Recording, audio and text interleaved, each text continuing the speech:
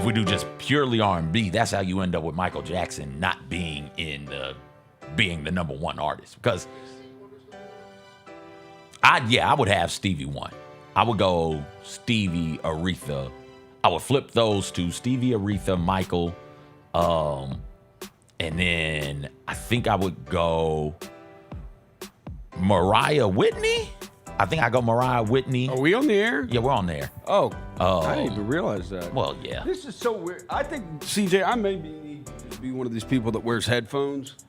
Why? Because my non-wearing headphone ass, it feels weird. Oh, okay. Like, can we turn the speaker up? Yeah. I need to hear the music. I like the music. You like the music? Can you hear it It's out vibes. there? You hear it? You hear it now? Yeah, there we go. Yeah, there it is. Yeah. I like that music. There's Yeah. something comforting about that music. Top 5 R&B artists, Roser. Oh, God, I'm out of my depth on this. Okay. Well, listen. Bobby Womack. There we go. Yeah. Let's get it. Across 110th Let's Street. go. Pimps trying to catch a woman that's weak. Smokey Robinson. All right. And a little bit. Can I go group? The Temptations. Yeah. Just My Imagination to me is one of the 5 best songs ever made. Really? I mean, it's a banger of a song. It is absolutely a banger. So you got 2 more.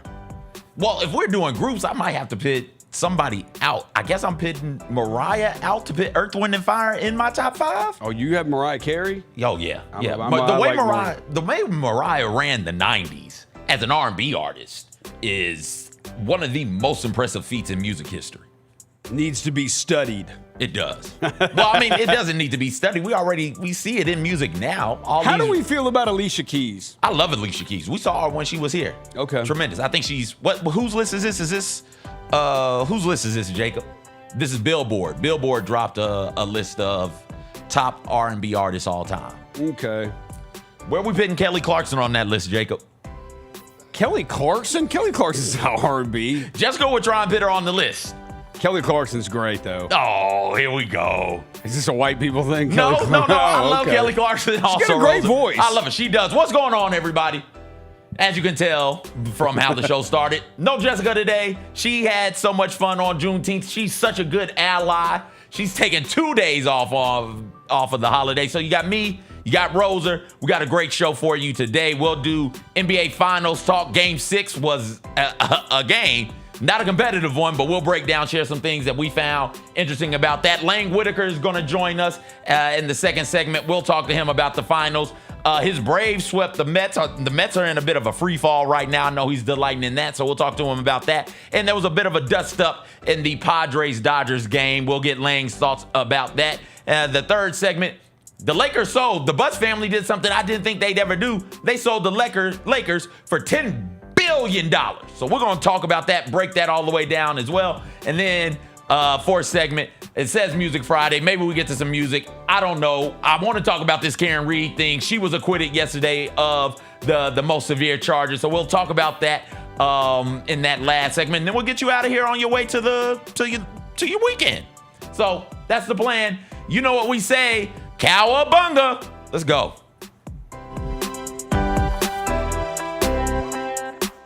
Is your child a natural-born entertainer? Now is their chance to join the most talented youth dance crew in the Mid-South, the Blue Bunch. The Blue Bunch entertains Grizz Nation with their energetic dance routines and even have the opportunity to collaborate on performances with leading artists in the entertainment industry. Kids ages 7 to 17 are invited to show off their skills and personality for their chance to join the next generation of NBA entertainers. Open auditions are Saturday, June 28th. Visit grizzlies.com/auditions now for more information.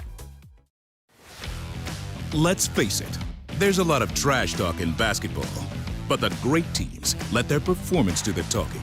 Like Ford F-150 with Pro Power on board, a class-exclusive industry-first feature that turns your truck into a mobile generator and leaves the competition speechless.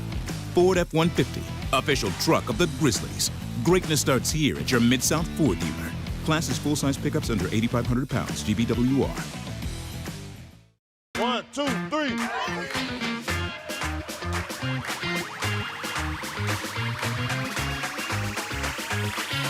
Ready, go.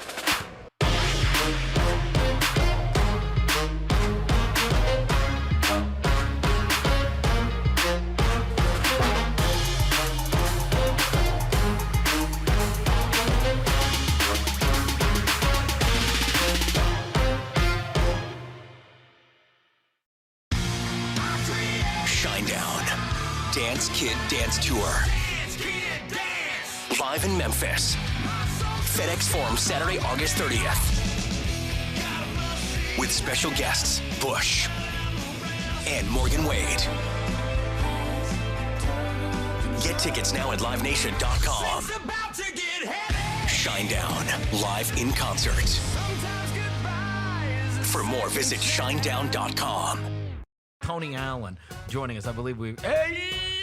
Young TA with a fresh chop. That boy sliced today, boy. You say that boy got the tape on the side? Okay, TA. Hey, and I like how you blurred out your background so we can't see that La Quinta this time. Can't see the hole in the wall, TA. Can't see the hole in the wall. The Chris Vernon Show, live on weekdays at noon on YouTube at Grind City Media and the official Grind City Media app.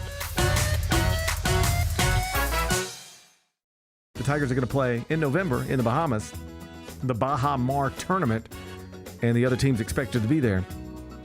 Purdue, Wake Forest, and possibly Texas Tech. So Texas Tech's going to be good. Purdue's going to be good. If you don't have a roster that puts you in that same conversation, it could be a tough trip to the Bahamas. Yep. The Gary Parrish Show, live on weekdays at 10 a.m. on YouTube at Grind City Media and the official Grind City Media app.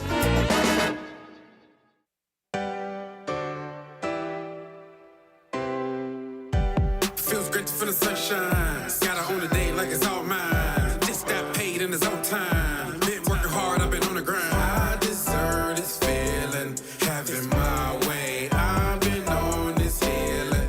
This is my day. The sun's out, ay, let's have a little fun now. Ay, I wanna let it all out. Ay, that's what's it all about. Ay, ay, 'cause I deserve this feeling, having my way. I deserve this healing. This is my day. Grind City Media presents The Jessica Benson Show with CJ Hurt. Live from the Grind City Media studios on YouTube at Grind City Media and the official Grind City Media app. What up, everybody? Let's hop straight into it, Roser. Let's do it. What's That up? finals game. Was that a game? Yeah, they were doing stuff. Stuff was happening. When did you turn it off? Well, I mean, you go to bed I turned at like it off 9 o'clock. I turned it off. I go to bed well before 9 o'clock. Let me be clear about that. I go Yeah. to bed about 6:30, 7 o'clock. But I was up for this. And I've been good about being up for The finals the games. finals games, except for like game. What do you 4 do or when the 5. Grizzlies are on the West Coast? I go to sleep. Okay. I go to sleep. Like, I'm not staying up to watch Grizzlies versus Kings on a random February day. I will wake up and watch it though. I get up at like 3, and that's when I sit down and watch the games. But yeah, so was watching it. I turned it off. I can't remember who got the dunk. It was third quarter, maybe 5 or 6 minutes into the third quarter, offensive rebound. Everybody on the Thunder just turned and looked at the ball bounce around. Somebody on the Pacers got it, pass it to a dude underneath the rim, rocked the rim with a dunk. It was like, oh, they've decided to stop. When Alex Caruso is seen watching the ball bounce around instead of running over to grab, it's like, oh, okay, they're done here. Yeah, the Thunder are they're like one of the best defensive teams in NBA history. Yeah. Like their defense has been like they are truly, when it's talked about in the pace and space era and offense, they are a team that wins with defense. You know when a team is playing hard. Like you know what it looks like. And anybody who watches that last night, it's like, yeah, Oklahoma City's not playing. I think the second half started, both teams were at least 0 for 12 at the start of the second half. And it was all right. Like this was your moment, That's Oklahoma the moment City, to do it. to like take control, Yeah. to get back into the game. Not necessarily take control of it, but get back into it. The half ends. Can you hit a 10-0 run here? Can you? The half ends. Pascal Siakam hit the buzzer beater at half. So you're going in there, you're a little dejected. I understand, but the Pacers don't come out playing well to start the second half. Can you get yourself on a bit of a run? Like you said, if you go on a 10-0 run, now it's a 10-point ball game in the third quarter, and you've got the momentum and you've got control of the series with a 3-2 lead.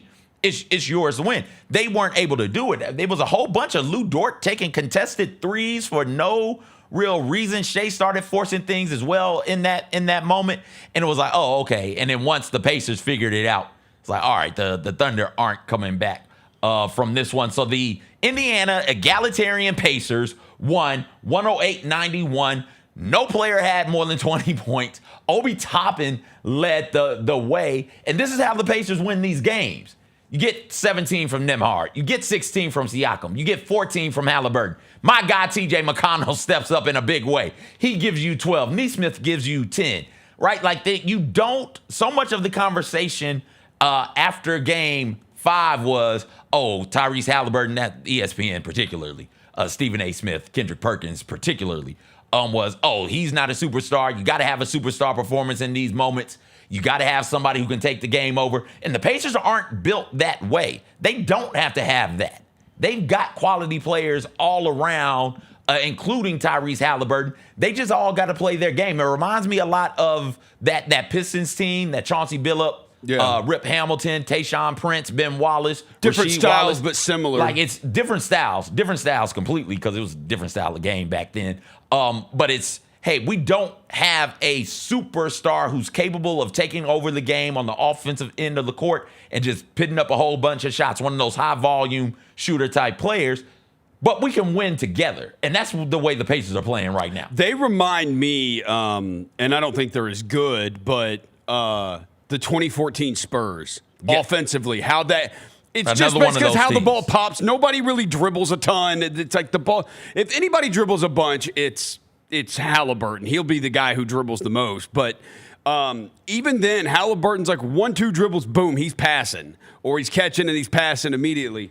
So they remind me a lot of the 2014 Spurs. I get it. Oklahoma City, I understand. I'm not surprised Indiana won Game 6. I expected Indiana to win Game 6. I think Oklahoma City putting all of their eggs in the Game 7 basket, I get it's on their home court. I would be scared if I were them. Well, I mean, they can't be scared, but if I was an Oklahoma City fan, I'd be scared of that, because this Pacers team, there's something different to them. Like, dude, they do not stop. They are not going to stop. You look at these games, and like, the only times that I've thought in these games, it's like, I thought Game 3, Indiana won easily. Game 6, I thought Indiana won easily. Game 5 was a 2-point game with 8 minutes left in it. Game 1, we know what happened. Game 2 is the one Oklahoma City won Game 2 pretty easily. Oklahoma City did win Game 2 pretty easily. But the games that have been, Indiana has won more of these games by kind of going away than Oklahoma City has. When Oklahoma City has typically kind of won most of these games in this series, they have been nip-tuck games, and they've been right there in the fourth quarter for either team to win. So after that would let me believe that Game 7 is probably going to be the same way, man, and you got to be careful with that. After the Thunder in those games looked to be in complete and total control of them, right? The Thunder looked to be in complete and total control of Game 1. Where it's like, okay, they're going to be able to name their score here. Yeah. And then you look up, and it's the start of the fourth quarter, and they're only up 6. Yeah. Then you the Pacers do what they've done all playoffs. You look at, I think it was game 4, where, again, the Thunder are up. The Thunder are coasting here. It's like, all right, they're going to name their score again. And no, the Pacers don't go away.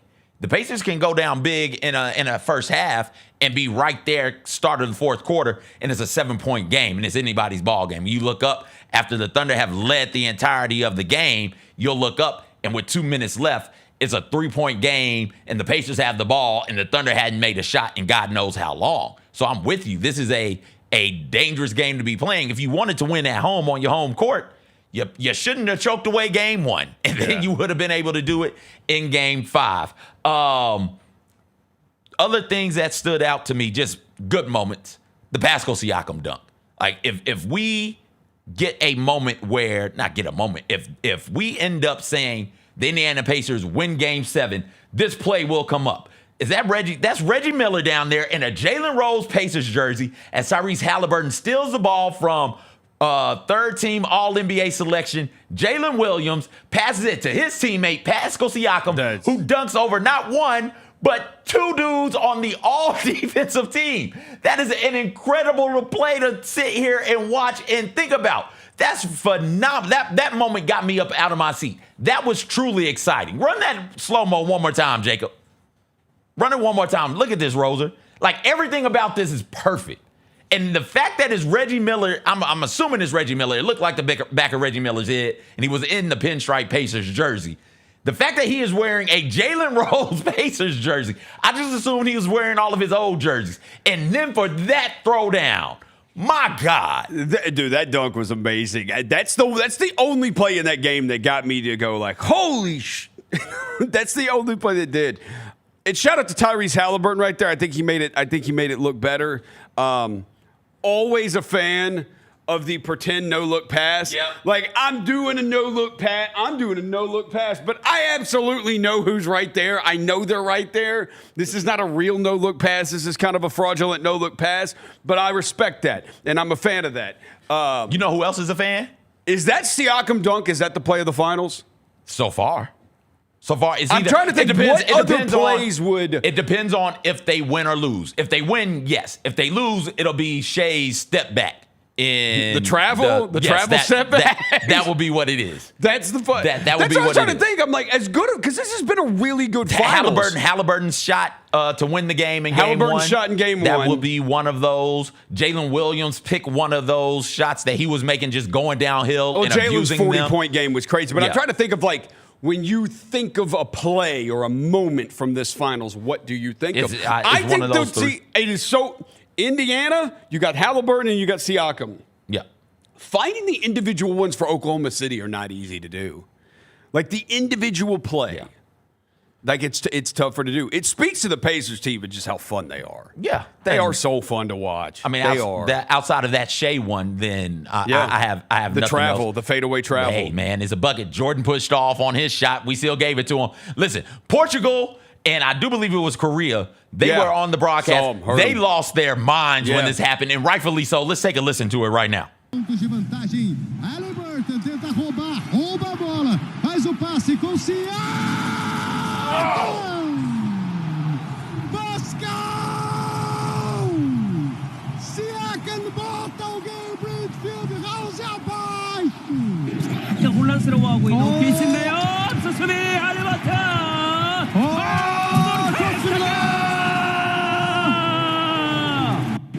Tremendous calls. They're great. They're great calls.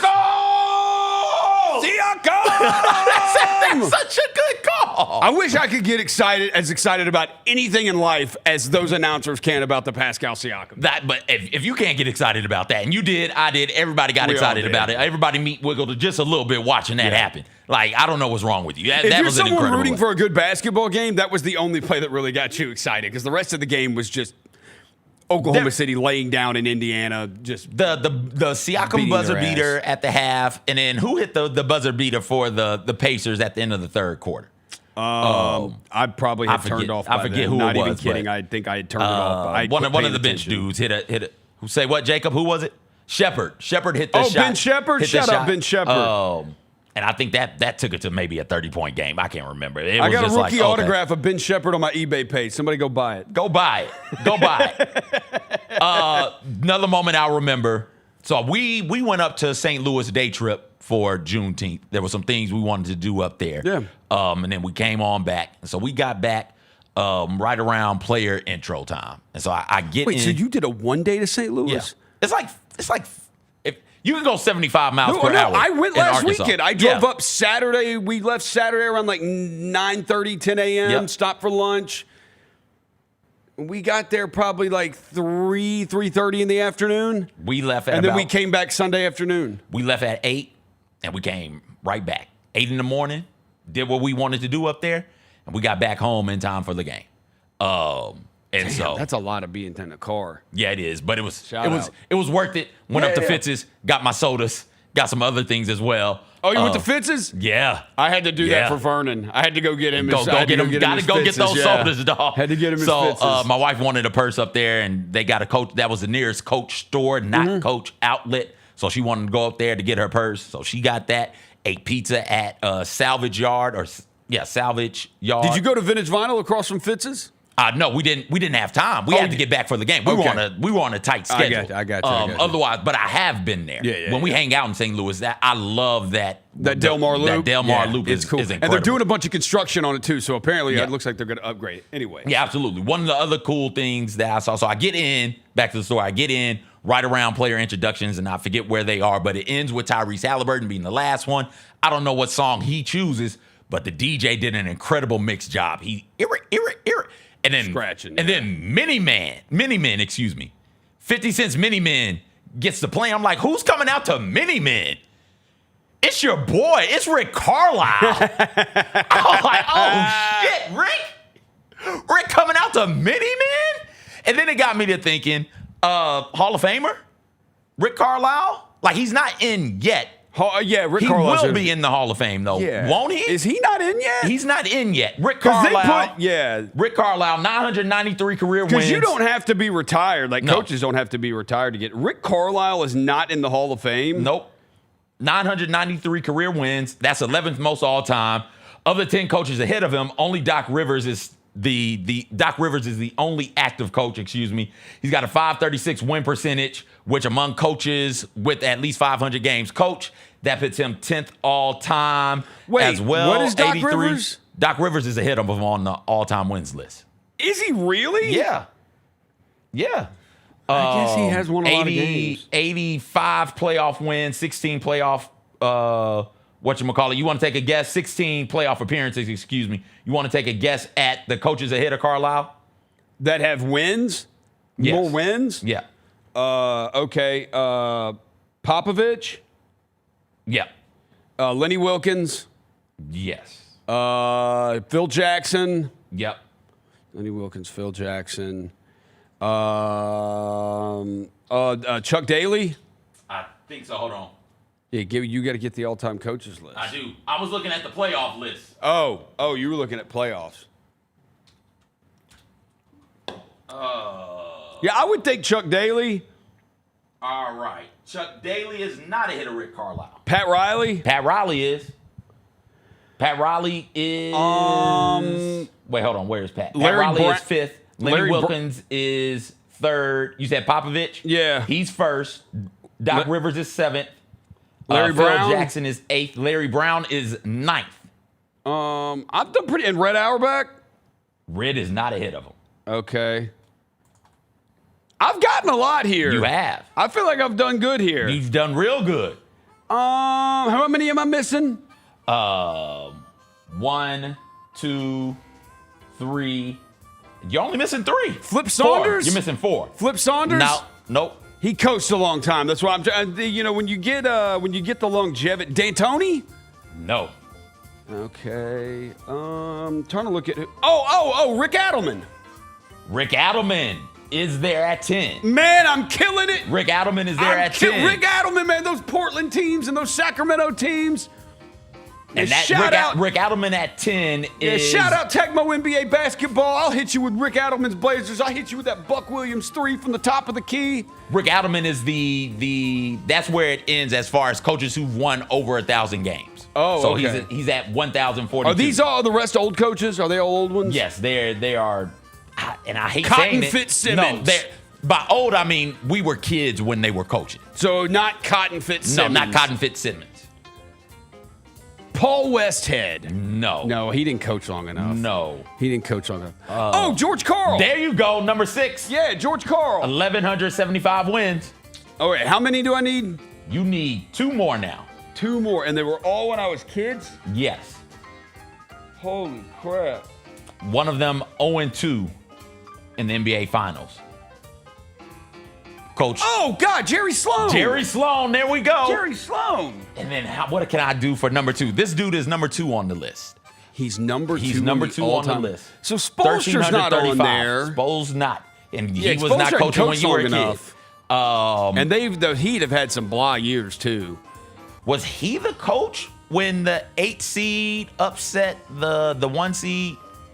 I think he was. Jeff Van Gundy? I think not in the finals, in the playoffs.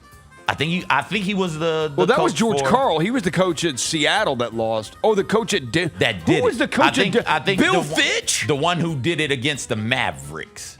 I think he was coaching. Oh, Don Nelson. There you go. Don Nelson. There you go, Don Yeah, Nelson. yeah, Good yeah. job, Roser. Don Nelson. That's not bad. Good job. Pretty good. Like off the dome without help, I'm pretty sure I got like 7 of the 10 or whatever. Yeah. So yeah. Good With stuff. no help, yeah. Good stuff. Pretty good. I know my NBA coaches. Speaking of good stuff, we got Lane coming up next. We'll talk more about the finals with him. There's some interesting baseball stuff happening right now as well. So we'll talk about that with him also right here on Jessica Benson Show. Don't go anywhere.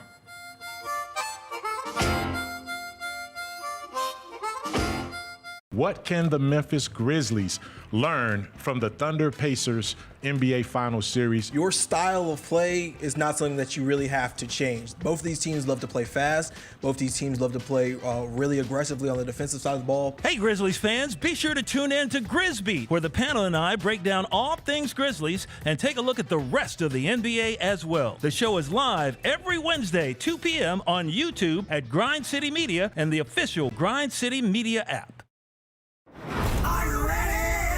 Creed. By overwhelming demand, the Summer of '99 tour returns. July 27th, FedEx Forum. With very special guest, Daughtry. And Mammoth. Tickets on sale now at livenation.com. Don't miss Creed with Daughtry and Mammoth. The Summer of '99 tour. The First Ladies of FedEx Forum, the Grizz Girls, are known across the NBA for setting the standard for professional dance and entertainment. And they are looking for dancers to join their team for the 2025-2026 season. With the chance to gain professional dance experience and connect with the Memphis community, auditioning for the Grizz Girls is an opportunity you do not want to miss. Come show up at Open Call Auditions Saturday, July 26th at the Memphis Sports and Events Center. Visit grizzlies.com/auditions now for more information.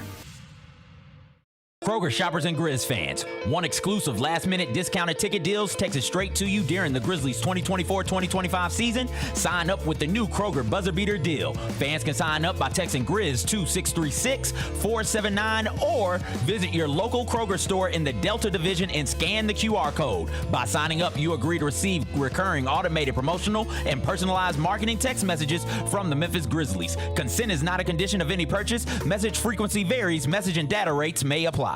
Sonic Radio. Welcome back to Sonic RNDIO. That spells radio with me, the CIO. This just in, the new Sonic $1.99 menu lets you build a crave-worthy meal for just $1.99 an item. Whether that's a creamy shake, crispy tots, or a quarter-pound double cheeseburger. This just out. Ostriches. They're mean, not very cute, and in my opinion, way too big for a bird. Don't miss the Sonic Fun 99 menu. 5 items, always $1.99. Live free, eat Sonic. Tax not included. See menu for details.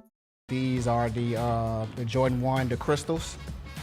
These are the shoe that retails for $1,000. Oh, extra crystals. So if your crystals fall off, if your crystals fall off, actually these are the black crystals because they have. So the shoe has black crystals on there as well too. So you get an extra package of black crystals. The Sneak Fest Show, live Tuesdays at 2 p.m. on Grind City Media on X, YouTube, and the official Grind City Media mobile app. There are futures for Aaron Judge possibly hitting 400.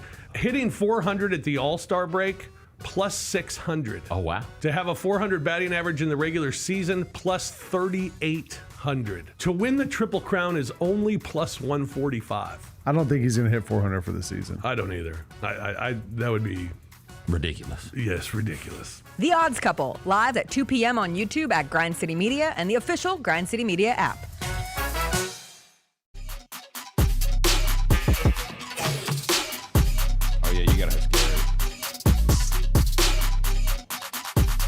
What's going on, everybody? Welcome back in. No Jessica today. Got Roser filling in, and now Lane Whitaker is here. What's up? 3/4 of the Odds Couple, a Grind City Media subsidiary. Fish?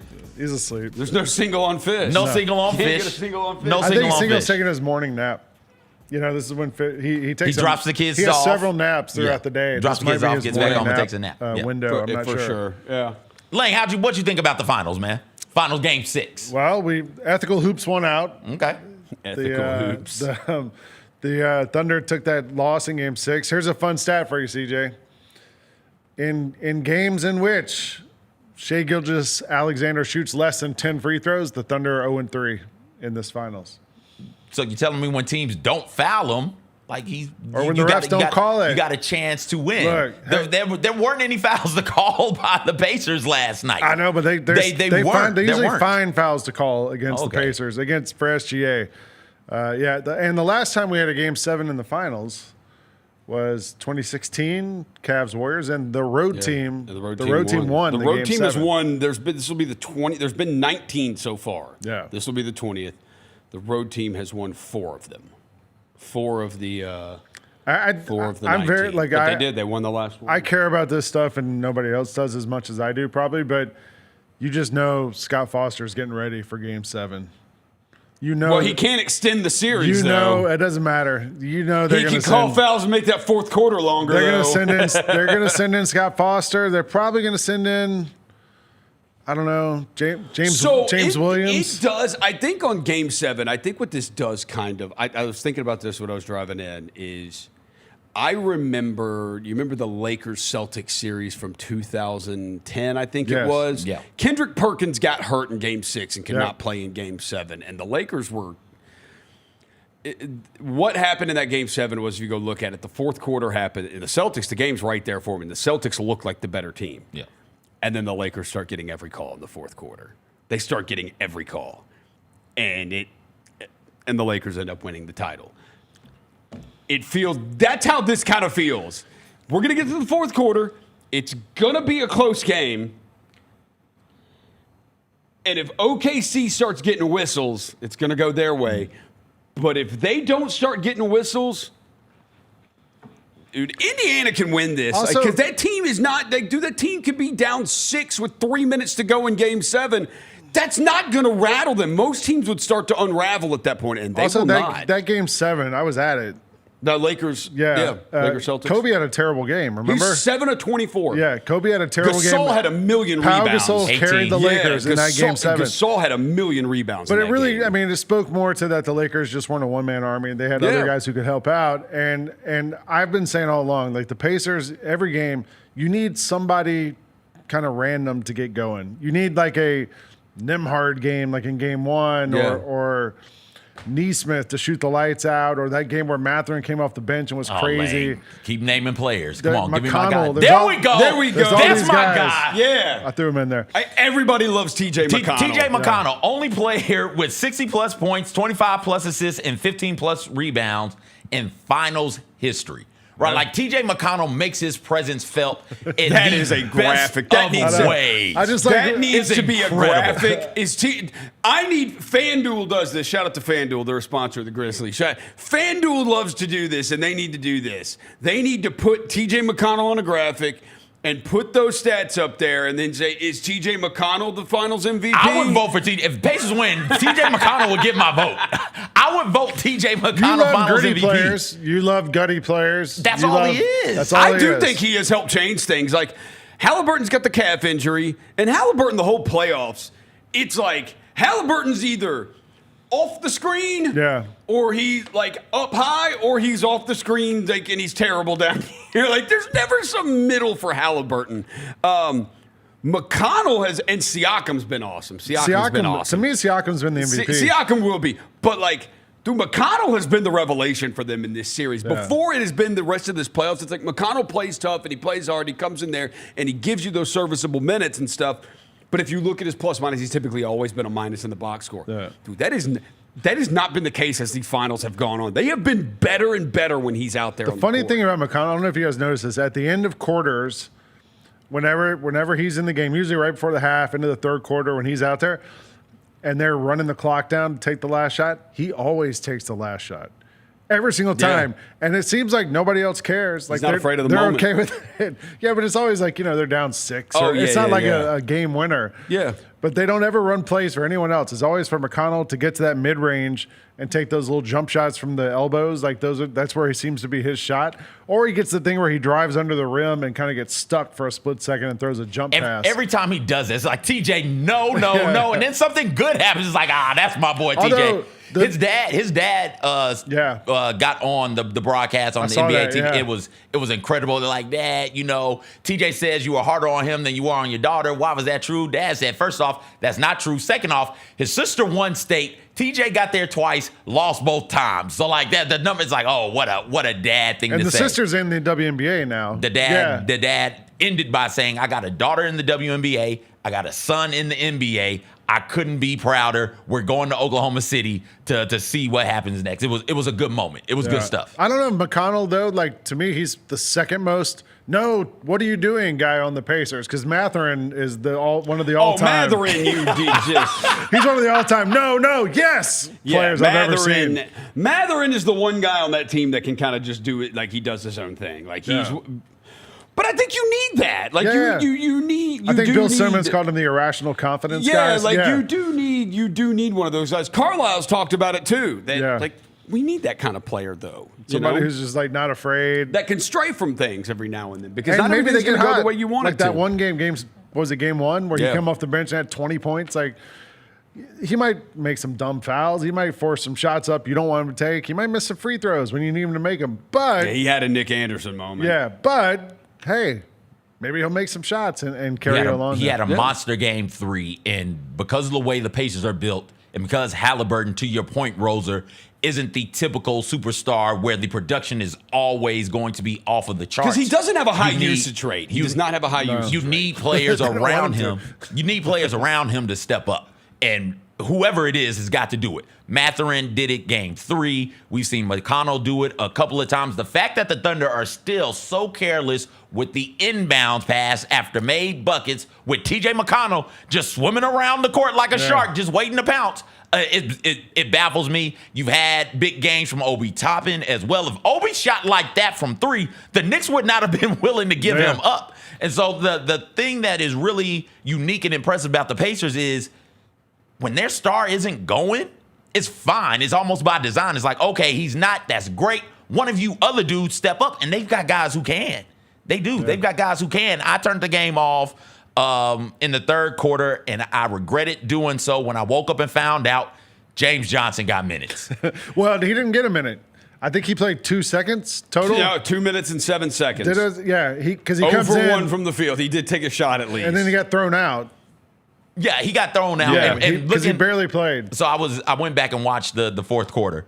And James, here he is getting tossed. He just throws a dude and then smacks him in the back of the head. The play before this, what ends up happening, the crowd is excited. James Johnson is in. He's one of those vets who's going to get a ring potentially. He's a hometown favorite. He's just that veteran who sits on the bench, guides the young guys, and if shit pops off, he comes in. We also all know that James Johnson has a black belt. He's a black belt. He's a black belt. It's kind of a known thing about him. He's there to throw hands if necessary, right? Tattoo. Which is great. But he's in the game. He's got the ball at the top of the key. The crowd is giving him an ovation. It's like, all right, here's my chance to go out here and get a bucket in the NBA Finals. And you can see it in James's eyes. He's like, I'm finna go out here. I'm shooting this ball. This ball is going to leave my hands and go towards the rim. And so he goes to go by the dude. Remember how athletic and bouncy James Johnson was in his prime? He could go by anybody. He could finish above the rim. He can't do that at all anymore. He couldn't go by us. Right, so he goes to try and go by. Defender stonewalls him. He puts up a very bad jump shot. It clinks off the side of the backboard, and he's like, oh, well, time for me to get tossed out this game. I don't want to be out here anymore.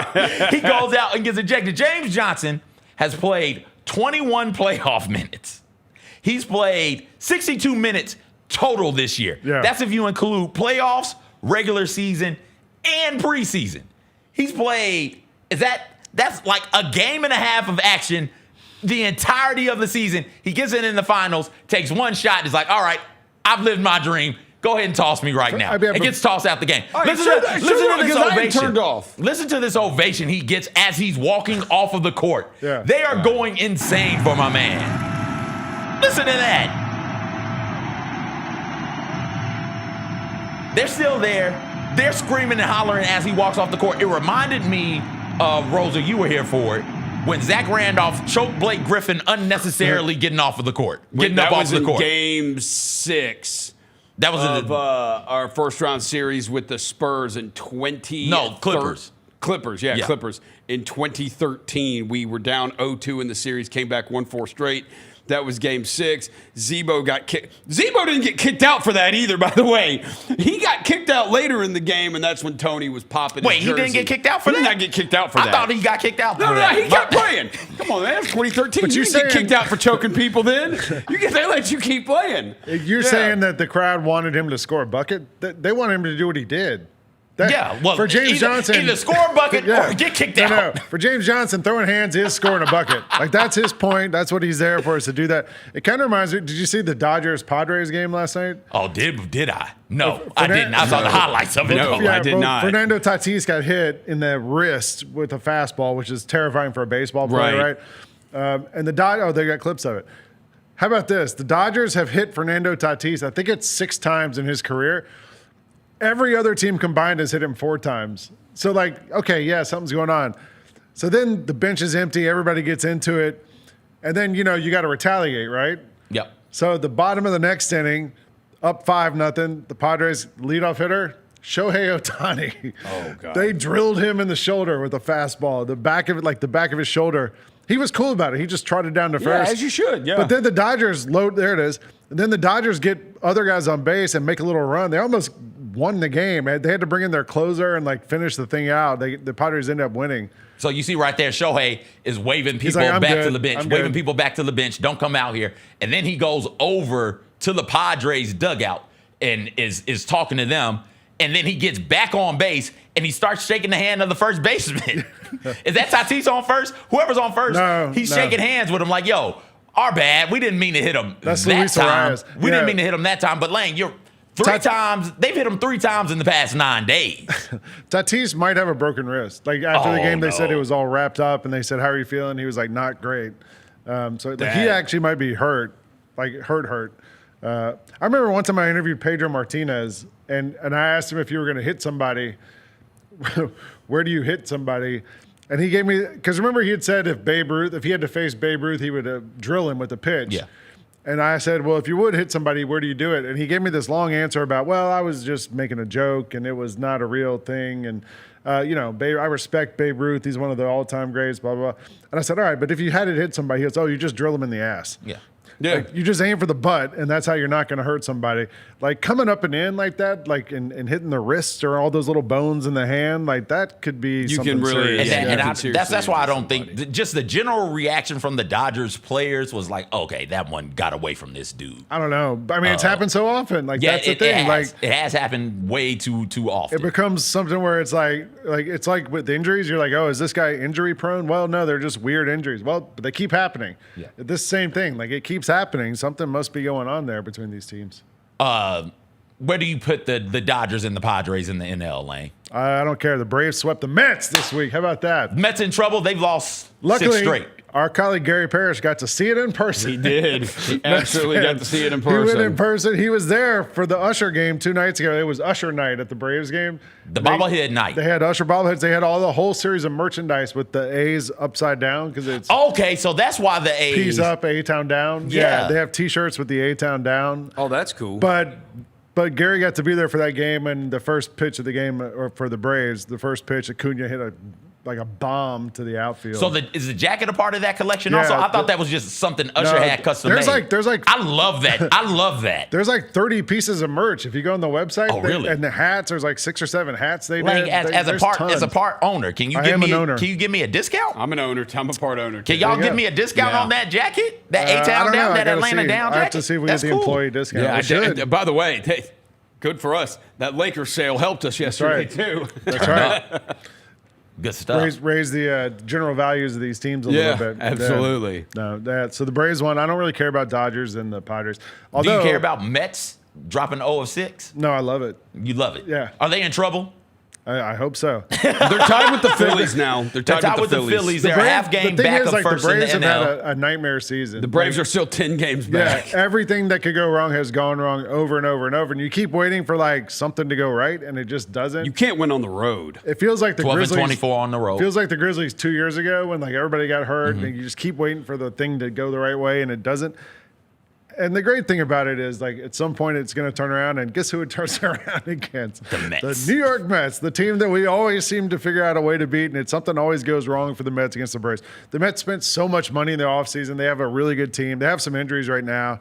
Probably be different if we had to play them with a full roster, but it was kind of a fun week just to see the Braves not only win a game, but sweep the Mets. With Usher getting his bobblehead. Yes. Other ATLians you want to see get bobbleheads. I own a Outcast bobblehead. The Braves did an Outcast bobblehead last season. I remember that one. And last season, the Hawks did a Killer Mike bobblehead. I did not know they did one for Grammy Award winning Killer Mike.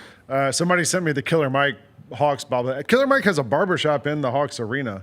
No way. Yeah, because he owns like a chain of barbershops in Atlanta, and they opened one in, I don't even know what it's called now. State it used Farm. to be Phillips. Yeah, Is it not? State Farm. Yeah, State Farm arena. He has a barbershop in the Hawks arena. But yeah, that would be great. I was thinking we need to talk to some powers that be here and get some, I don't know. It's called the Swag Shop. A-Ball and MJG bobbleheads. I mean, they got a street named after them. I know. They got an intersection named after them. There got to be some Memphis people. Yeah, we should get A-Ball, bobbleheads MJG. for. Yeah, we need Juicy DJ Paul, Juicy J. Crunchy Black, throw everybody in 3-6 in there. Let's go. I mean, they did the 3-6 Mafia jersey a couple years ago. Yeah. You know, like the most known unknown. Yeah. Maybe we can do some bobbleheads. Skinny Pimp, Kingpin Skinny Pimp. Get Skinny Pimp. Who was randomly at my gym one day. What and you the mean only reason I randomly? know He's a it is health because he nut. was wearing a shirt that said Kingpin Skinny Pimp, and I was like, that really is him. And I Googled, I'm like, yeah, that absolutely is him. Never saw him again. Get Isaac Hayes, maybe. Isaac Hayes is Get some Isaac there's Hayes. a ton of Al Green. Yeah, you get could some do the Al Green. classics. Yeah. There's tons of music ones you could do here. Yeah. Tons of them. My speaking Not of just not just Elvis, right? Yeah, no, Like you no, can do no. some- Tons. yeah. And they should. Yeah. Yeah, They totally should. Speaking of Memphis icons, my son is at Penny Hardaway basketball camp this week. Okay. And like Andre Turner's there. There's like a lot of like classic Memphis dudes there. But he came home, and Penny's been there every day. He says like Penny's actually there, like, you know, involved, walking around. He came home yesterday. He said, I shot a layup, and Penny Hardaway said, hey, that's great form on that layup. And I was like, hey, that's really cool. Like, That Penny is told cool. you that. And I said, did he say that to anybody? He goes, yeah, he said it to all the kids. Lane, you got to go. You got Gary Parrish I'm show to hosting fill Gary in for, Parrish show man. today. Me and 10 Bennett o'clock. Doyle are going to be there at 10 o'clock to get you through until Chris Vernon show, and you'll be back on at noon, Yep. right? Be me and Chris. Dev out today. He went to see Smino last night. You know, he's Nashville Dev. Yeah. He went to Nashville for the 4th time in the last month, something like that. That drive is so Yeah. dire. Yeah. It's just like there's nothing between Nothing. here and there, you know? Nothing. It's just highway. There's a giant dirty bookstore in like Just Bucksnort. outside of Jackson. In Bucksnort. How can you yeah. not? It's the only thing literally there. like there's a giant sign. It's like Everybody there. knows I didn't that. know those places still exist. Yeah. Like, you would Yeah. think of all the things the internet put out of business, that might be like one of the top of the list. Different clientele. Digital media. Different clientele. Physical This media, clientele baby. still has their clientele still has VHS. Still have dial-up internet. Yeah, Yeah. Bucksnort's still in like 1984. Like they're still living there. Lane, thanks for coming in, man. We appreciate it. y'all. Go watch Lane right after this show ends and come back after this break. We're going to talk about that Lakers sale and more right here on the Jessica Benson Show, y'all.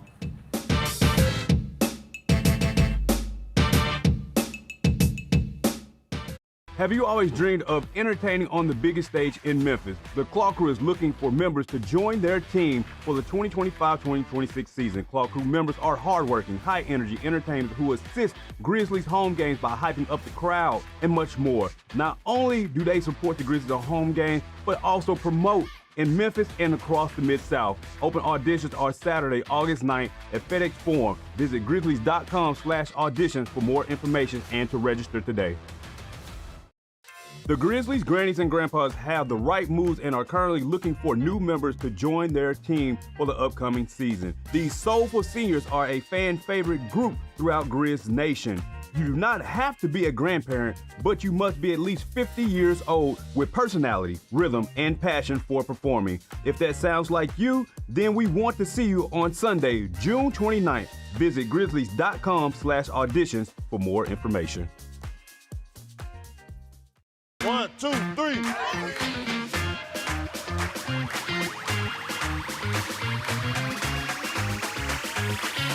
Ready, go.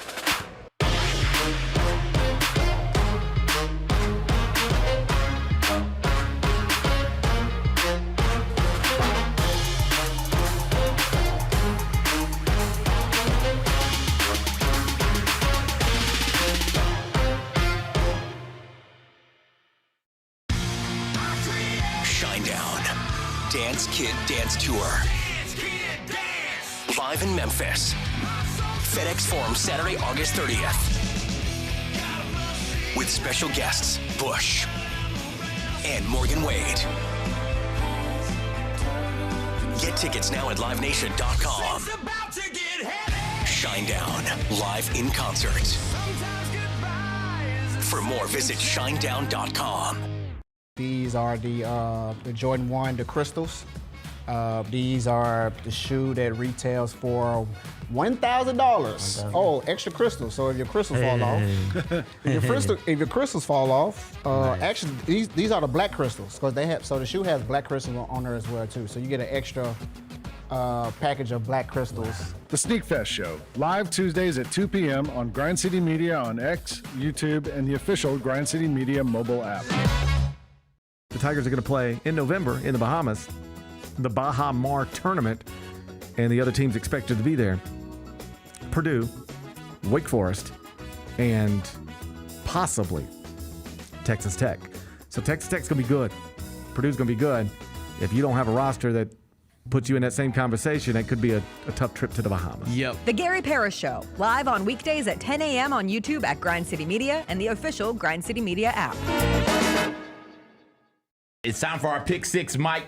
6 classics that we're most looking forward to in the 2025 football season. Las Vegas, obviously, that's the Grambling State University, Jackson State University clash. They're taking 2 iconic HBCU brands going to an NFL stadium in Las Vegas. Get all of your HBCU sports and culture news by tuning in to HBCU Huddle with CJ Hurt and Mike Wallace. New episodes drop every Thursday on grindcitymedia.com, YouTube, and Spotify.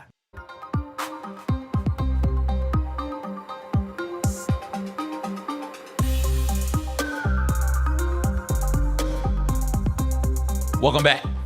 Rosa, you brought up, we were going back and forth about St. Louis just a little bit. What do you like to do up there? So I hadn't been to St. Louis in a while. I used to go every year when I was a kid. My cousins lived up there. So I used to go to Cardinals games all the time. Not even a Cardinals fan, but I used to go to Cardinals games all the time. And then, but I went when they were bad, like the mid-'90s. Okay. Like, dude, they were terrible. Freaking Todd Zeal, Bob Tewksbury, that squad. I actually have this old beach towel. It's all faded and everything. It's sponsored by Amico. Ozzy's on it. Yeah. But it's all like cartoon character. Tom Pagnozzi. Yeah, like all these old Cardinals players. But they weren't good. So I used to go all the time. But I hadn't been up there. I'm dead serious. The last 2 times I've gone to concerts at that amphitheater, like in Maryland Heights, which is right out. It's a suburb of St. Louis. Yeah. I think I went up there to see Gary Clark Jr. I know I went up there to see Gary Clark Jr. Yeah. And I think we saw him at that concert hall. At that amphitheater too. I think so, yeah. It's a big amphitheater, and it's beautiful. Yeah. The last time I was there and I actually got to go downtown and spend time downtown, I was there for a wedding. Okay. And we all went to the Lumiere Casino afterwards. We're all right across the bridge. Yeah, we're all drunk and going to the casino. Yeah, so that's kind of what we all did. I'm trying to think. Yeah, I don't know. You do the Del Mar Loop. You get I've into done the the Del Mar vinyl Loop. I've shop, done the Arch. Fishes. I've been to the St. Louis Zoo. I've been to the Science Museum. All that stuff. It's been a long time since I've done it all. Yeah. But I remember City it being a Museum. good time. Do what? The City Museum. Yeah, I've done all that stuff. It's been a long time, but I've been to all of it.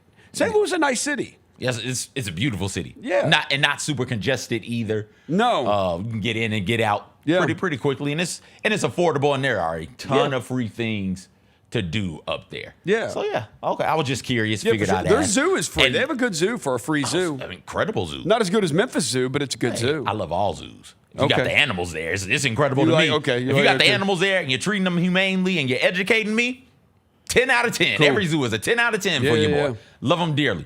Went up for Fitz's in part, right? Like there are like 4 or 5 things we wanted to do real quick. Fitz's was one of them. That soda is 1, incredible. 2, they do like a yearly subscription, and they'll send you some sodas, but they don't send nearly enough, and you're not getting sodas every month, and they only send you 4 at a time. So once every like 3 months, you get a 4-pack of soda. So we just went up there and I grabbed the whole big ass case. I was like, yo, just give me 2 cases of these. That's what I did for Chris. Chris goes, if you can, he goes, go by Fitz's and get as much as you can. He likes the Diet Fitz root beer. The Diet root beer. He goes, get as much as you can.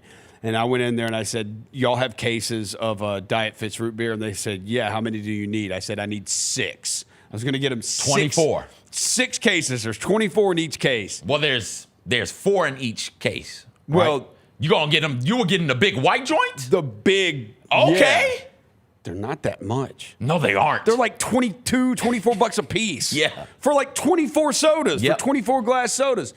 And he comes back to me, the guy goes, we only have 3 in the back. That's all we have. And I said, I'll take all 3 of them.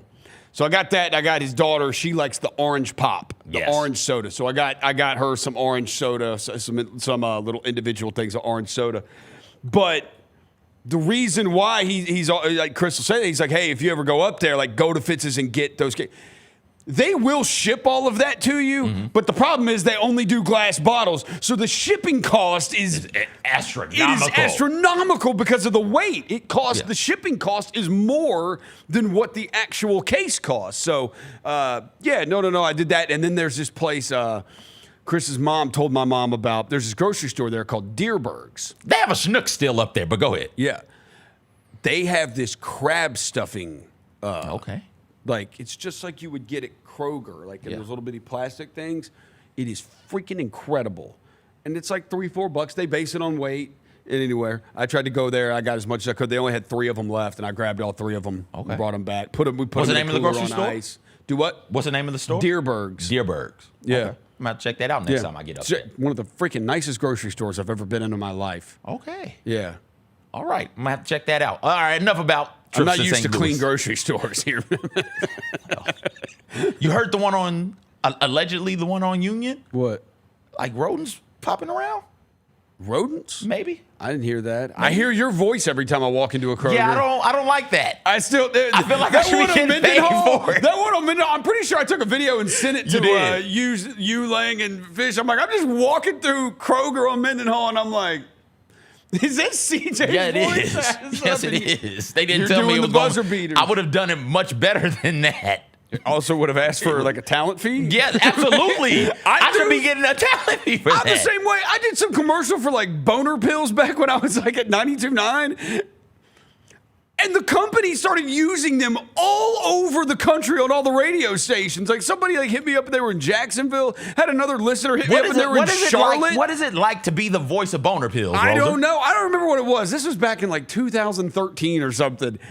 And I was like, well, damn. Like I would have asked them for a hell of a lot more money if they were just going to use it all over the country.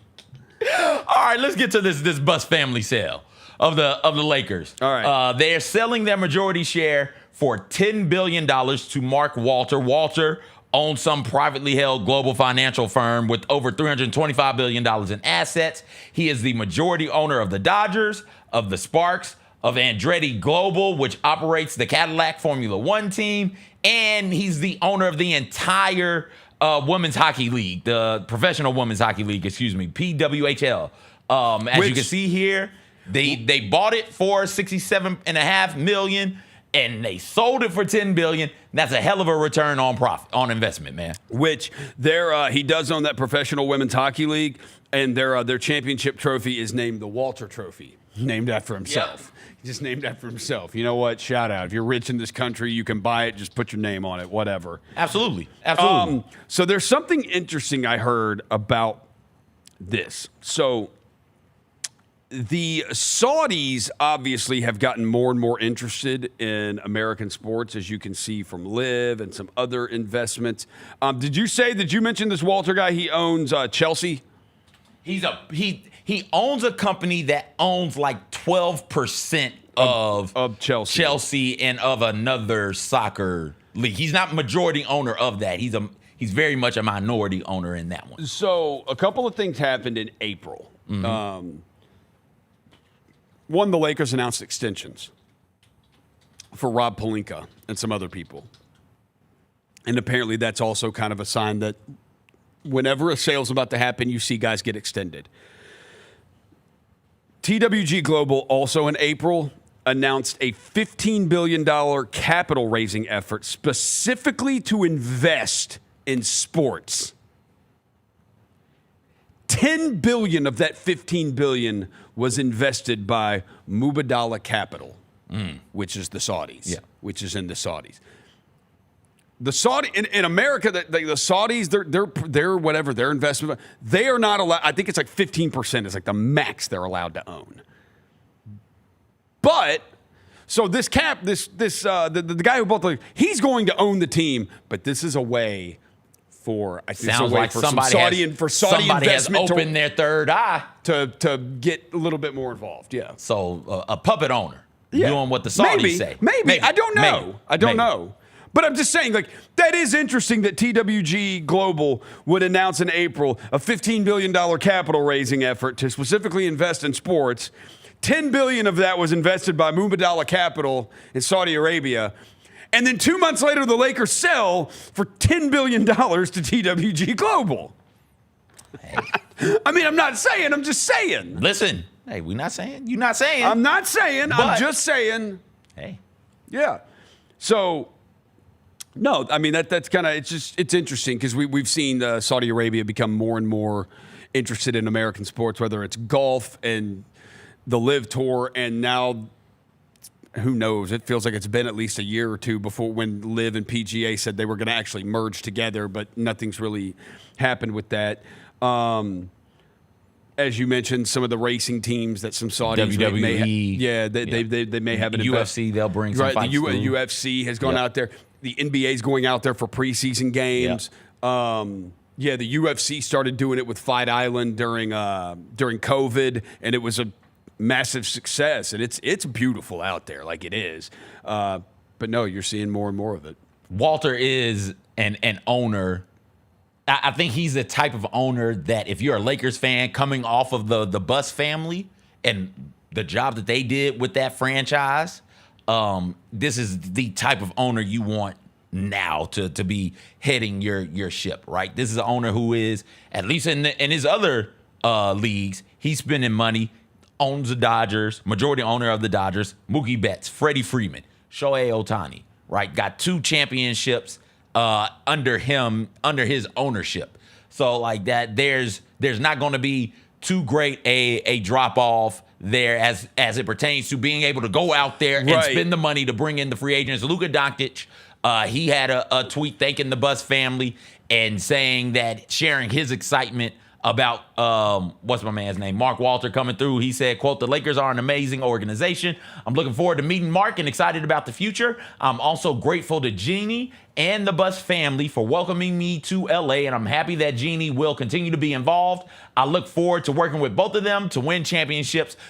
The involvement, 15% of the Lakers will still remain in the Bus family, but not forever, right? No. There's a time and limit on that. Still I don't remember remain what the team governor and the head. This will be like a soothing, like a cap soothing. I'll say for the Bus family, everybody, what you see the NBA is today when you go to a game into an arena, that's all the Bus family. That's all Jerry Buss. Yeah. It's all Jerry Buss. Jerry Buss took a basketball game and turned it into more than a basketball game. And he had to. He had to because of what LA was. He had to be able to. He knew this is Hollywood. It. We have got to be entertaining. We are an entertainment product here.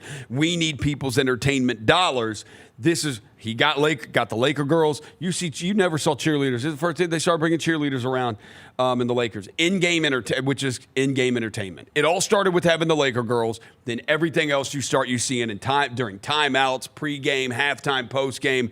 That is all starting because of what Dr. Jerry Buss did with the Lakers. So, I mean, to say that the Buss family helped revolutionize what you see the NBA is today. Did you watch Winning Time? That's what I say. Yeah, okay. I watched season 1. I never saw season 2. Yeah, I love season 1. It's great. For those of you who don't know about it, watch season 1 of Winning Time, and I do believe that's the title of the book. Also, is Winning Time.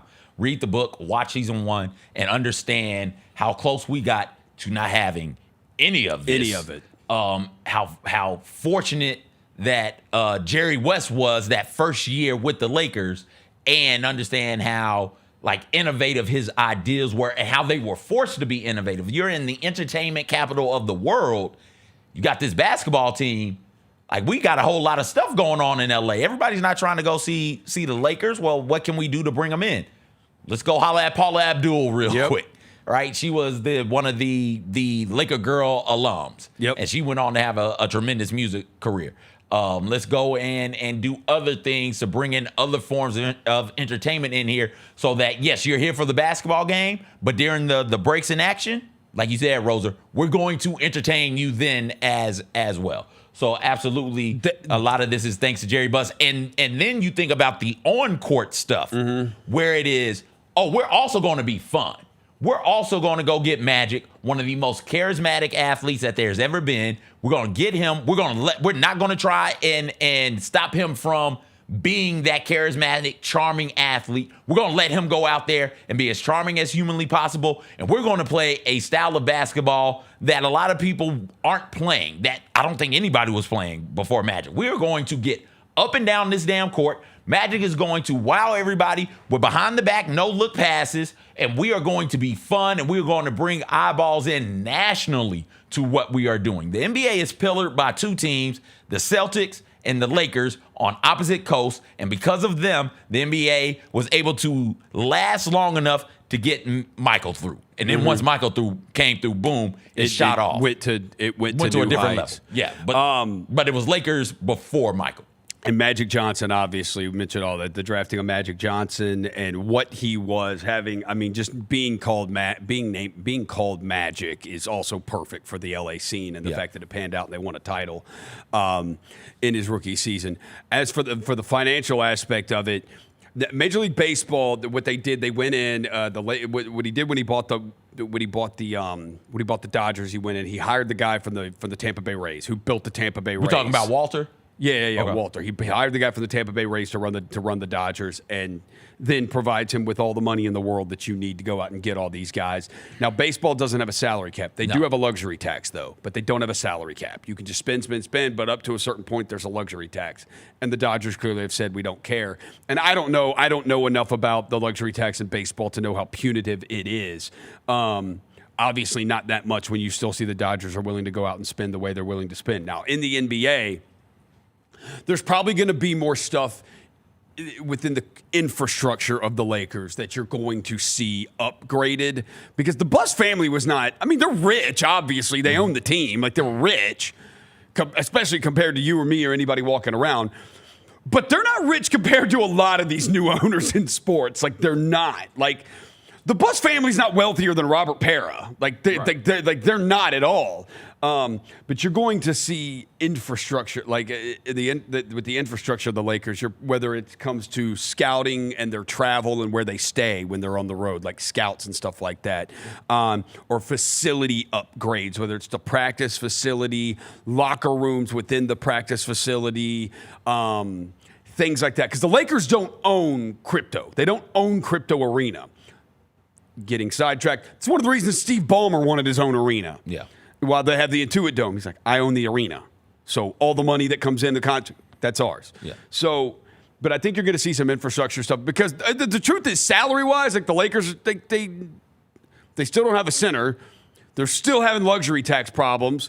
And there still are the aprons of the luxury tax that even if Walter owns this team, like, cool, man, you want to go into that second apron, and you can go into it, but it's going to get punitive for you, and you're eventually just going to start losing stuff. And by punitive, like you're not able to sign the same you're not level able of to sign basketball players. player. You're going to lose. You lose if you want to go in the second apron for like 4 years in a row, 5 years in a row. Like, dude, you're going to lose your first round. Now you don't have a first round pick. Yep. Not only can you not sign guys, now you don't have a first round pick. So you're able to go in there, but that's why you eventually start seeing all this player movement the way it is these teams are like, okay, I have to get out of the second, whether it's Phoenix Suns, the Miami Heat, whoever it is, I got to get out of the second apron. I got to get out of the first apron. So then you start trading guys and you start seeing player movement. So, but the way the NBA's salary cap is, like, the Lakers still have to abide by those rules. Now, they're probably going to be a little more willing to go into them, go into that second apron, but then again, for how long? But I think the main upgrades you'll see with the Lakers are probably within the organization. That probably the everyday employees will see. Yeah, there's not a cap on facilities. Because I don't think any of us even know about Lakers facilities. Like people outside, we don't know, nor do we. Yeah, the Lakers are the Lakers. They'll be upgrade. There's no cap on facilities. There's no cap on staff. That's what training or that is or one thing I medical. would wonder is are they gonna? What happens? And I don't know what the lease is. I don't know how it works with Crypto.com Arena. If the Lakers said we're gonna go build our own arena, I would guess they just make the upgrades necessary to that one. Well, that's fine, but if you want to make your franchise more valuable, own your that's arena. That's a good point. You got to own the arena. Own your arena. That's they just sold for $10 billion and they don't have the arena. The Celtics sold for $6.5 billion. Celtics owners don't own their arena either. I didn't know they didn't own that. So that's the thing. When Lang was sitting there talking about the Braves, being a Braves owner, the Braves, they own the team, the ballpark, and the real estate, around the ballpark. All the real estate development around the ballpark. Most teams own that, right? Most teams own the team. Most teams they own the team in the arena. The team, the arena, and the stuff around it. Okay, that's interesting. Gonna take our last break. Gonna talk something about Karen Reed.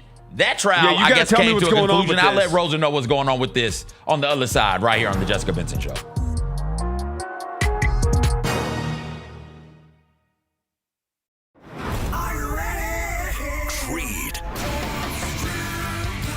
Overwhelming demand, the Summer of '99 tour returns.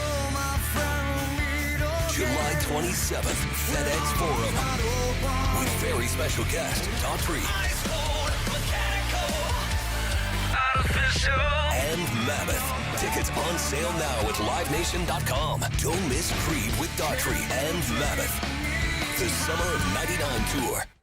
You've seen the Grizz line jamming on the court and rocking out on Beale Street, and this is your chance to join the best drum line in the NBA. Grizz line entertains Grizz Nation at home games and events in the Mid-South through their impressive techniques and energetic shows. If you have experience in drumming and marching and love entertaining, Grizz line is the perfect opportunity for you to combine percussion and performance. Open auditions are Saturday, August 9th at FedEx Forum. Sign up today by visiting grizzlies.com/auditions. Kroger shoppers and Grizz fans, want exclusive last-minute discounted ticket deals texted straight to you during the Grizzlies 2024-2025 season? Sign up with the new Kroger Buzzer Beater deal. Fans can sign up by texting Grizz to 636-479 or visit your local Kroger store in the Delta Division and scan the QR code. By signing up, you agree to receive recurring automated promotional and personalized marketing text messages from the Memphis Grizzlies. Consent is not a condition of any purchase. Message frequency varies. Message and data rates may apply. Tony Allen joining us. I believe Hey! Young TA with a fresh chop. That boy sliced today, boy. You say, that boy got the tape on the side? Okay, TA. Hey, and I like how you blurred out your background so we can't see that La Quinta this time. Can't see the hole in the wall, TA. Can't see the hole in the wall. The Chris Vernon Show, live on weekdays at noon on YouTube at Grind City Media and the official Grind City Media app. You get to the main event, and you hear the crowd. There's some rumblings in the crowd. Here we go. They say, "We want truth." I love how John Cena said when they were chanting, "We want truth." You can't handle the truth. There you go. I loved it. He takes me off, boom. Takes the mask off, boom. And it's our freaking truth. God, man, he cost John Cena the match. Tune in to Grind City Wrestling weekly on the Grind City Media app and on the Grind City Media YouTube channel. What can the Memphis Grizzlies learn from the Thunder Pacers NBA Finals Series? Your style of play is not something that you really have to change. Both of these teams love to play fast. Both of these teams love to play really aggressively on the defensive side of the ball. Hey, Grizzlies fans, be sure to tune in to Grizzbeat, where the panel and I break down all things Grizzlies and take a look at the rest of the NBA as well. The show is live every Wednesday, 2 p.m. on YouTube at Grind City Media and the official Grind City Media app.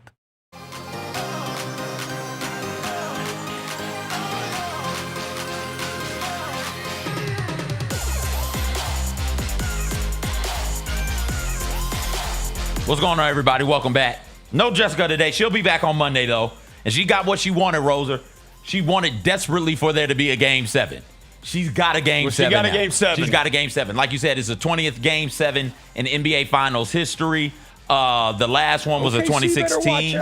The 2016 NBA Finals, where the Cavs knocked off the Warriors. You got the Spurs versus Heat in 2013, Celtics Lakers. We talked about that some in the 2010 NBA Finals. Is there a game 7 NBA Finals moment or a game that stands out to you in your lifetime?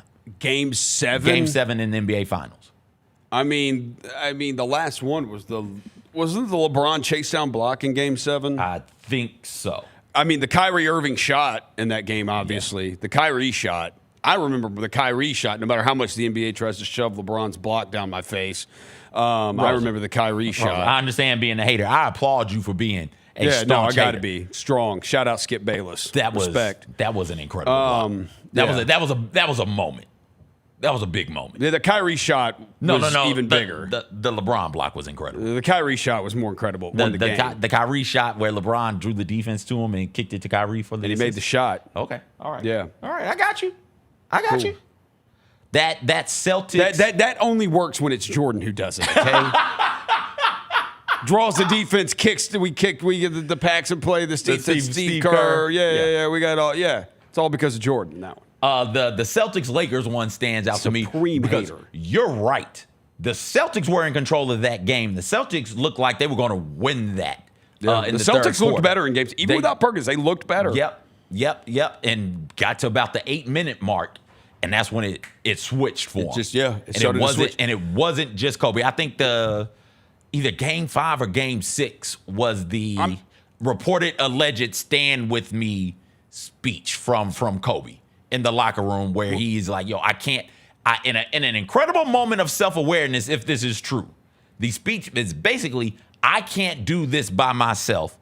Somebody's got to help me here." And in that moment, the rest of the team stepped up. Pau Gasol was incredible in that game. They had, because Perkins was out, they had nobody who could box Pau out. Yeah. And Pau was just a monster on the board. 18-18 in a Game 7 finals is damn good. I remember. See, it's funny. The first Heat Spurs, I don't remember Game 7 at all because the Ray Allen shot was in Game 6. Yeah. Felt like that was it. Yeah. I don't know. It's one of those. That reminds me of like how like the Memphis Kansas title game 2008. I don't remember overtime. I remember nothing about overtime. It was like my soul was crushed when Chalmers hit the shot and it went to overtime, and I don't remember overtime. I think it's the same thing with like that Spurs Heat series. I bet you a lot of Spurs fans don't remember Game 7. They remember Game 6, and they remember not having Tim Duncan on the floor for that final possession, and freaking Ray Allen hits the 3. Duncan wasn't on for one of those, and they didn't get a rebound or something. Yeah, Chris Bosh gets the rebound. Yeah. Duncan's not on the court. Bosh gets the Duncan's rebound on the court. over. Bosh gets the rebound. Danny Green. Yeah. So Game 7 of that series, Spurs Heat won 95-88. Tim Duncan gave you 24 and 12. LeBron James gave you 45, if I'm not mistaken. No, I am mistaken. He gave you 37 and 12. 37 points, 12 rebounds on 10 for 23 shooting. Rosie. Yeah, that's crazy. I mean, like that he was just in a different planet. I also remember Don't Stop Hating. What's the song about? Don't Stop Believing? Yeah, Don't Stop Hating. Yeah, that's singing like that.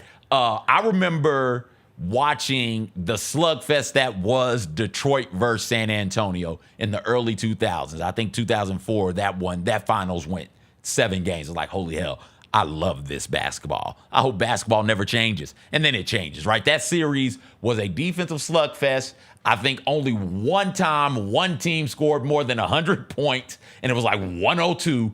And then Game 7 comes, and it is just basketball played at its most, defensively speaking, beautiful. Offensively, clunky. Yeah. Defensively, yep, phenomenal. And the Spurs ended up pulling that one out there. That's one I remember. I was a little too young for. Didn't Rockets Knicks go 7? I think it was Rockets Knicks went 7. I was a little too young for that one in 94.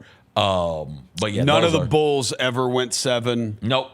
The Lakers was 5. The Blazers was 6. The Suns was 6. The Sonics was 6, and the Jazz were all 6 too. Yeah. Pistons Lakers went 7, 1988, and Lakers Celtics, excuse me, in 1984. But those were all. I was a baby when that stuff happened, so I don't really recall any of that. I think 88. If I remember my father Isaiah complaining, Thomas win? I think That it was was 88. Game 6. I think it was 88. He busts his ankle. He goes out there. Yeah. Drops.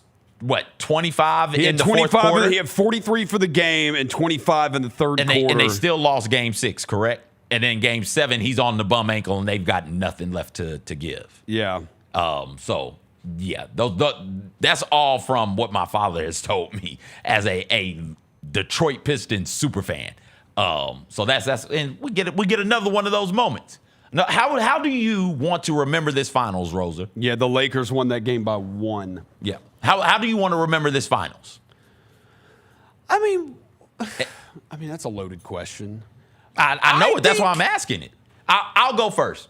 I want to remember this finals as the T.J. McConnell finals. Therefore, I want the Pacers to win Game 7. Because Yeah. the Pacers don't win Game 7, what T.J. McConnell has done just goes if we're completely doing it the for hell away. selfish reasons, I want Oklahoma City to win just so I don't have to listen to Chris and Devin yell about it all day. Like, if they because they call me Dr. Thunder. So, if we're doing it for selfish reasons, yeah.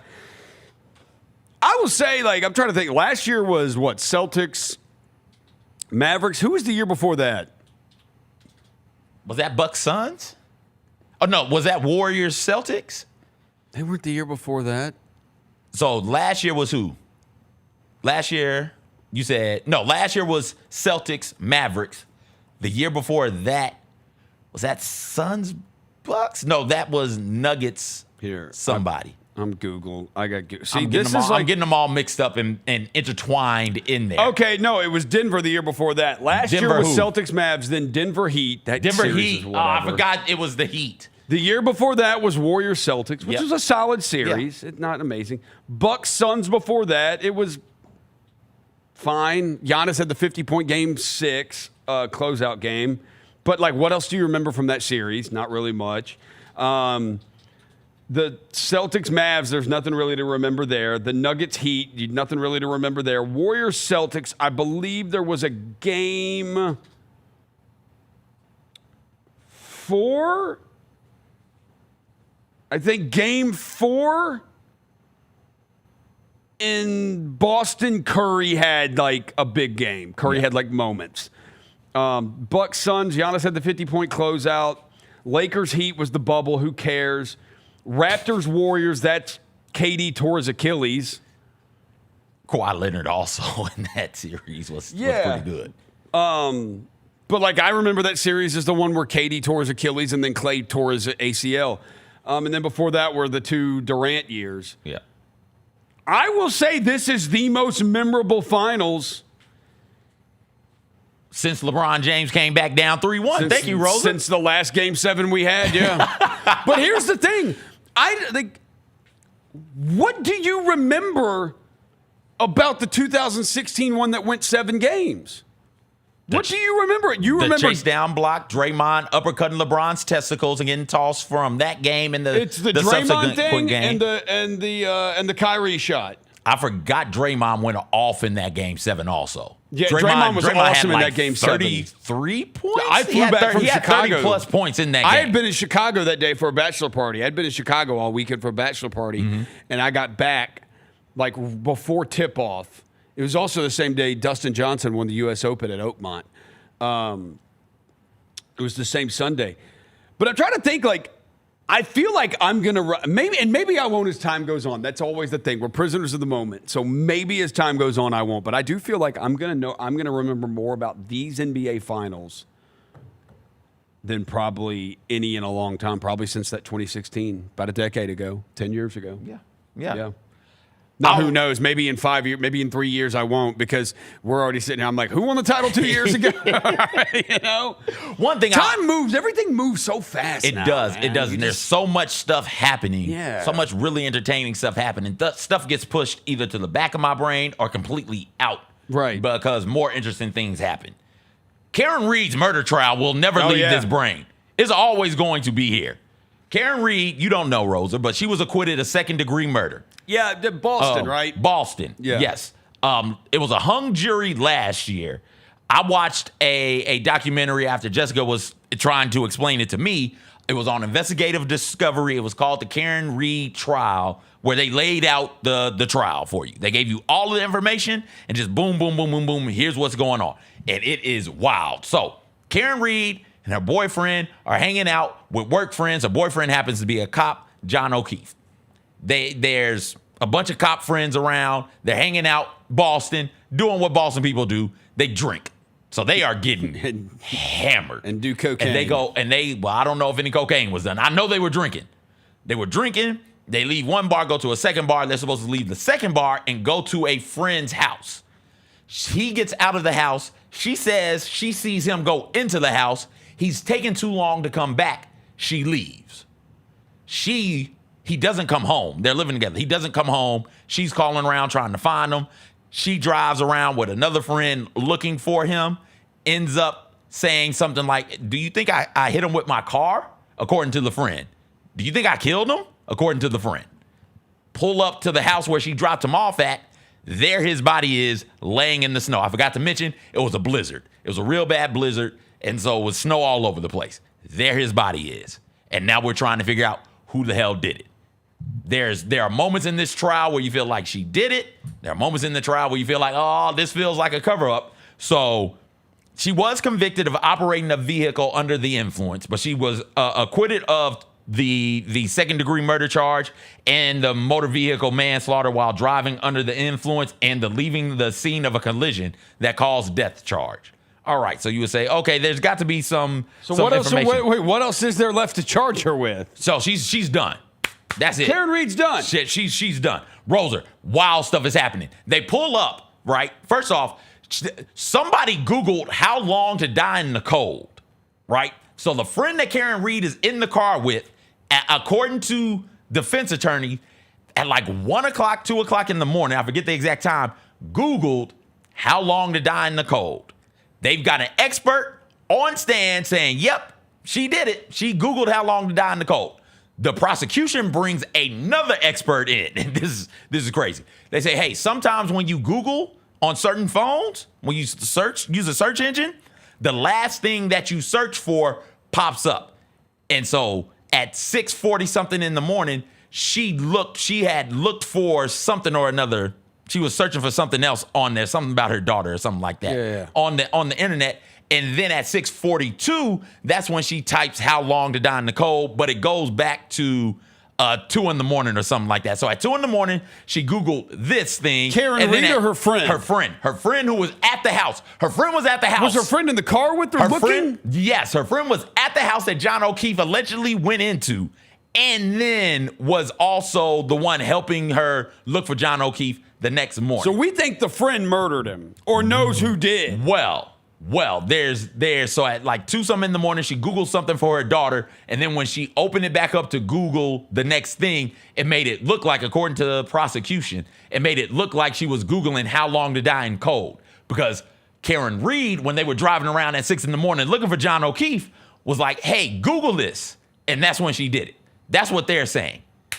She is saying she heard Karen Reed say, hey, I hit him, I killed him, repeatedly. They pull up to the house the next morning. It's still dark outside. They pull up to the house the next morning, and you can't see anything according to the friend. And I'm trying to figure out what the friend's name is. Hold on. When I figure it out, I'll let you know. They get to the house, the friend says, hey, there is no way, Jennifer McCabe, there is no way you can see the body because of how much snow was on the ground. You had to know where the body was. That is what the friend is saying. Also, the prosecution to tell you, Roser, hey, his wounds are the same. We would expect these are the wounds of somebody who's been hit by a car. To which Karen Reed's defense says, no, that's not true. The defense is like, yo, we found the glass from the tail light in the yard, in the snow. And the defense says, you didn't find that. immediately you planted that evidence. They got Karen Reed backing out of her driveway, banging into the back of a wall. And they're saying that's where the damage came from. And then what they say is when the police impounded the car, you can see on video an officer goes over to that tail light and starts fiddling with it in some sort of a way. There was a hair that was found on the tail light that matched John O'Keefe's. So the prosecution will tell you that hair was there after Karen Reed hit him. The defense will tell you they planted that hair, they took some of the glass, and then they planted the glass at the scene of the crime because it was not there when we got the body. Now, some people will say, hey, it's a blizzard, it's snow everywhere. It might take some time for the snow to melt and more pieces to reveal itself. That's what some people would tell you. Also, somebody decided on the police force to just randomly throw their SIM card, damage their SIM card in their cell phone and throw it away in a completely different part of town, right? Like two towns over or something like that. One of the guys who was at the party. Yeah, so one side, the prosecution is saying lovers quarrel because they've gotten to an argument and then she, in frustration, hit him with the car and then just drove off. Yeah. What the defense is saying is, hey, they were about to break up and one of the guys at the party was flirting with Karen and then took that as an opportunity to take care of John O'Keefe. Lieutenant Michael Proctor has had better weeks, has had better moments. They start going through his phone, showing his text messages. And there's a whole bunch of derogatory stuff in there about Karen Reed. Stuff like she's a whack job C-word. Yes, she's a babe. What is it? I want to make sure I got this right. Yes, she's a babe. Weird Fall River accent, though, period. No ass, period. Damn. Then he starts talking about her anus for some reason. Oh, let's go. Saying she has a leaky balloon, a balloon knot. And Roser, they make my man What does that mean? They make my man read these text messages on the stand. Am I safe to Google leaky balloon from balloon? What is it? Balloon knot. Leaky balloon knot is what he said. Am I safe to Google that on the company Wi-Fi? I don't see why you wouldn't be. But don't listen to me. I just want funny stuff to happen. Yeah, so he says that about her. So they're saying, okay, the police officers got tunnel vision and didn't look at any of the other suspects. They had no other suspects. This was a clear hit job, frame job. And like I said, there was a potential love interest there as well. This grabbed national attention. Somebody ended up doing a podcast about it. So not only is it all types of weird stuff happening in the courtroom, there are scores of people, somewhere between like 24 and maybe 50, 60 people outside of the courtroom. Karen Reed walks into trial like she is walking the back nine at a PGA event where people are just standing around her as she walks by and they got signs up and they're high-fiving and clapping and cheering for her. Okay. So I don't think she did it either. Like, to me, based off my very poor description of the case. Well, yeah, and because I remember I've heard some of this stuff before about this case, where you completely lose me is why is the cop destroying your SIM card and why is he destroying his SIM card in his phone? Like that right there tells me everything I need to know. You're not doing that. You're not doing that. Unless you're doing something nefarious. There's legit no reason to do that. I've had to get my SIM card replaced. I've never taken it and just destroyed it. I've had to get a new SIM card on my phone before. I just go to the phone store and they replace the SIM card. I don't ever have to go to a different side of town and destroy it. By the way, leaky balloon knot, according to AI, is a vulgar slang term for the anus, often used in a derogatory or crude way. The term is used to refer to the area around the rectum. And leaky implies some form of leakage or discharge. Oh, gross. Gross. So yeah, she got acquitted. Leaky balloon knot. She got acquitted. Oh, that is. Can you imagine? Where different cities have different terms and slangs for things. Like, I don't think that was a slang. I think she might legit have a medical condition. Maybe I don't know. Who says leaky balloon knot? Can you imagine being on the jury as this man, this grown-ass police officer, has to read a text message where he says a woman has a leaky balloon knot? It's tough. Oh my goodness. And you have to keep a straight face. You have to keep a straight face, and you have to let that not impact your decision about the case. But how can you? Because if he's talking this derogatorily about her, then yeah, there's a good chance that he does just want to put her in jail. Aside from the fact that juries are completely boring, that's just why I don't think I could ever be on a jury, because I don't think I can keep a straight face. I've done jury duty before, and I'm like, don't. You can do this case. They deliberated for 4 days. And then it was some weird stuff going on then also where they ended up saying they had reached a decision. The judge called everybody in, and then they stood up and said, we hadn't reached it yet. We need more time. And so they went back into sequester, and then they came out 4 days and was like, yeah, not guilty. Not guilty. Not guilty. Shout out Karen Reed. You're free. I mean, move to a different city. I don't. After following it, I don't think we want to shout out anybody involved in it. Oh, because I'm not sure that anything is Black Eye for Humanity. Yeah. Just thoughts and prayers to Is those. this why the family. robots are taking over? Maybe. This trial. Rosa, thanks for coming in, man. I appreciate man, absolutely. you. Rosa will be back noon. Chris Vernon show. No Devin. He's Nashville Dev now. Yeah, Nashville Dev. Dr. Thunder, Chris Verner will sit up here and talk about Game 6 and much more from the world of sports. Yep. Gary Parrish show. Bennett Doyle, Lane Whitaker filling in. That's going to be great. That's coming up at 10. Thank you guys for hanging out with us today. Jessica will be back on Monday, and we'll preview Game 7. It's going to be here. It's going to be a whole lot of fun. Thank you guys. You threw that graphic up quick. I didn't even get to finish my goodbye, Jacob. Everybody have a good Leaky weekend. balloon nut. I think we've reached our limit on leaky balloon nut.